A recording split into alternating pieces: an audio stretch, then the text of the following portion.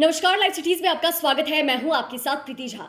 नियोजित शिक्षकों को सक्षमता परीक्षा पास करना होगा, लेकिन शिक्षक संघ की तरफ से इस सक्षमता परीक्षा को लेकर विरोध भी जताया जा रहा है और कहीं ना कहीं उन्होंने कहा था कि यह आखिर सक्षमता परीक्षा क्यों। नियोजित शिक्षक यही कह रहे हैं कि इतने सालों से वो पढ़ा रहे हैं, तो क्या वो बिना एग्जाम दिए ही यहाँ पर टीचर बन गए हैं। और वहीं जहां दूसरी तरफ यह कहा जा रहा था कि एग्जाम काफी इजी होगा, सरल होगा, तो ये ऑनलाइन एग्जाम लिए जा रहे हैं, इसका भी विरोध हो रहा है। और वहीं तीसरी बात यह भी है कि के पाठक ने कह दिया था कि 3 मौका दिया जाएगा, 3 एग्जाम जो है वो दिए जाएंगे और अगर इस एग्जाम में आप फेल हो जाते हैं तो आपको नौकरी से भी निकाल दी जाएगी। ये कई सारी चीजें हैं जिसको लेकर सक्षमता परीक्षा का विरोध हो रहा है।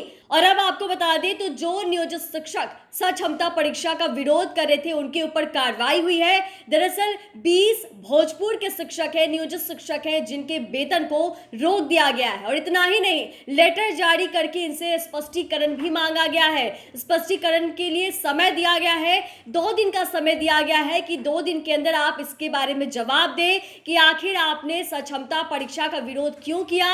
और आपको जब शिक्षा विभाग की तरफ से कहा गया था, मना किया गया था, आप सभी जानते हैं कि के पाठक ने साफ साफ यह कहा था कि जो भी नियोजित शिक्षक है सक्षमता परीक्षा का विरोध करेंगे उनके खिलाफ कार्रवाई की जाएगी। तो ये तमाम शिक्षक रुके क्यों नहीं। आपको बता दें तो लेटर जारी करके बताया गया है कि सक्षमता परीक्षा का विरोध करने पर भोजपुर के 20 नियोजित शिक्षकों के वेतन को रोक दिया गया है। और इस लेटर में साफ साफ लिखा है कि स्थानीय समाचार पत्र और सोशल मीडिया के माध्यम से जानकारी मिली है कि आप सभी के द्वारा विभागीय नीति निर्धारण और सक्षमता परीक्षा का बहिष्कार करने के उद्देश्य से जिला प्रखंड स्तर पर धरना प्रदर्शन किया गया है और साथ ही 13 फरवरी को विधानसभा के समक्ष प्रदर्शन करने का ऐलान भी किया गया है। विद्यालय छोड़कर इस प्रकार के धरना प्रदर्शन में शामिल होने से स्पष्ट होता है कि आपके द्वारा विद्यालय के शिक्षण कार्य में बाधा उत्पन्न की जा रही है और अन्य शिक्षकों को भी धरना प्रदर्शन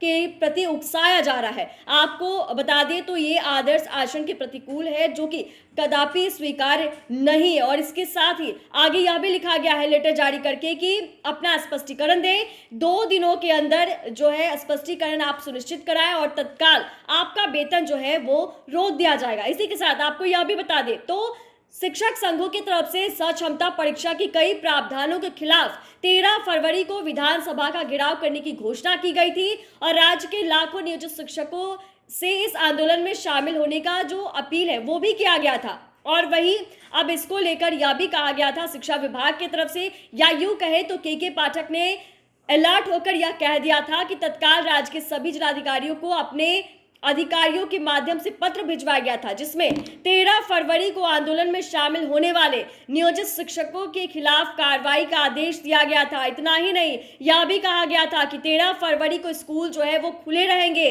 और इसके लिए अगर कोई भी नियोजित शिक्षक स्कूल में पठन पाठन छोड़कर इस आंदोलन में शामिल होते हैं तो उन्हें चिन्हित करके उनके ऊपर कार्रवाई जो है वो की जाएगी। तो ऐसे में आप समझ रहे हैं कि के पाठक ने बड़ा एक्शन लिया है।